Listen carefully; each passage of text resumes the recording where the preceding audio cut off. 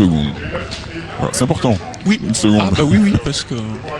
27,04, c'était à Lille, effectivement, il y a 8 jours. Nouveau record d'Europe sur la distance du 10 km.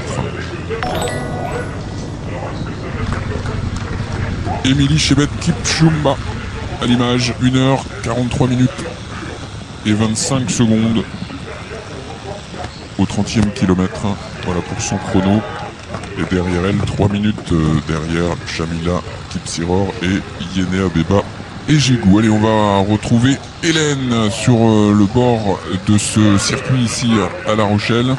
Dans l'ambiance du marathon, Hélène. Dans l'ambiance du marathon, mais tout de suite à présent dans un poste de la Croix-Rouge avec Mathieu Dessette, chef de dispositif. Bonjour, merci d'être avec nous. Quelles sont les bobologies? Pourquoi les gens viennent vous voir ce matin? Alors c'est beaucoup des petits soins pour l'instant, on est à 9 interventions, ce qui est peu. Un peu de traumatologie parce que quand on fait un marathon, ça éprouve un peu le corps, c'est les articulations. Voilà. Il peut y avoir aussi, alors là pour l'instant il n'y en a pas, mais il peut y avoir aussi de l'hypothermie et de l'hyperthermie d'effort. En gros le corps voilà, la chaleur monte et puis au bout d'un moment ça redescend plus quoi. La machine s'emballe et le corps n'arrive plus à redescendre en température, donc on a toutes les techniques qu'il faut, tout le matériel qu'il faut. Combien de centres sont disponibles? C'est-à-dire que là vous êtes répartis à des points stratégiques sur le parcours? Oui, tout à fait. En fait, on a 7 postes de secours sur le parcours. On a 6 véhicules de premier secours qui font la jonction soit avec le poste médical avancé qui lui se trouve sur le parking Saint-Jean-d'Acre où là il y a une équipe médicale si besoin. On a aussi des binômes en vélo qui font la jonction entre justement ces véhicules de premier secours et les postes de secours fixes. Et puis voilà, avec tout ça, plus l'encadrement et par exemple la logistique, les PC radio, tout ça, on est un peu plus de 90 aujourd'hui sur le marathon. Mobilisés pour cet événement. Merci beaucoup.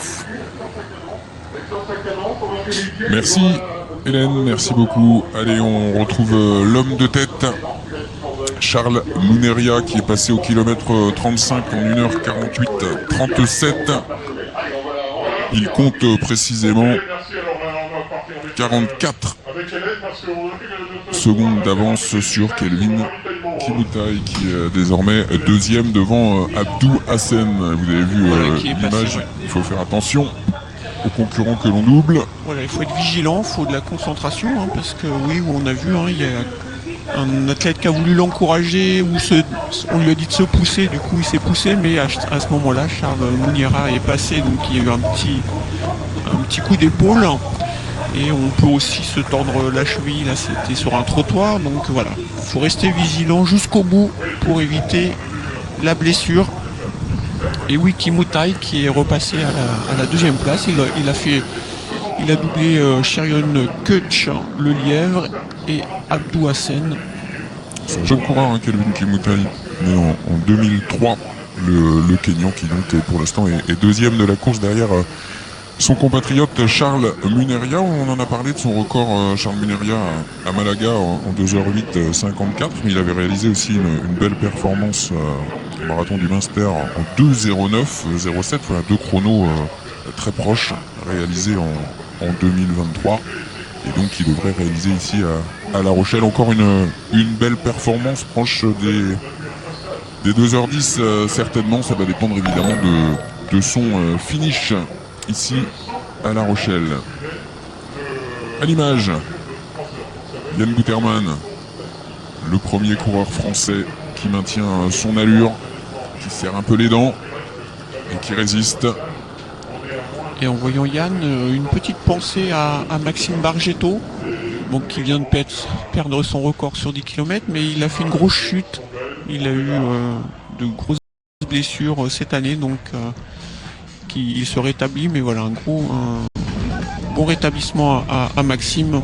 Oui, qui avait amené la première féminine. Qui avait amené la première féminine et qui avait fait un très gros chrono tout seul pour son premier marathon. pour passer sur les moins de 2h20.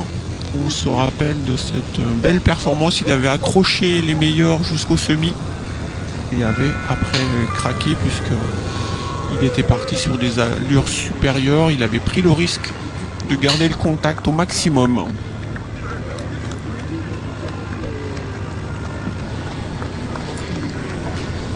On observe l'allure de Charles Muneria, l'allure aussi du peloton, alors que vous avez vu un magnifique plan du Vieux-Port de La Rochelle et de ses tours, la tour de la Chaîne et la tour Saint-Nicolas, qui marque bien l'entrée dans ce Vieux-Port. Regardez, merci à Raphaël Gaboriau de nous reproposer cette image. La tour de la Chaîne, la tour Saint-Nicolas. C'est les deux tours emblématiques du Vieux-Port. La porte d'entrée. La tour de la Chaîne, elle a été érigée entre 1382 et 1390, après la tour Saint-Nicolas. Et elle avait pour fonction de tendre la chaîne fixée par un anneau dans la tour Saint-Nicolas sur l'autre rive, de manière à interdire l'accès du port en barrant le chenal entre les deux tours, d'où son nom de tour de la Chaîne. Figure emblématique du port de La Rochelle, avec bien sûr la troisième tour qui est la tour de la Lanterne, l'une des trois tours du front de mer.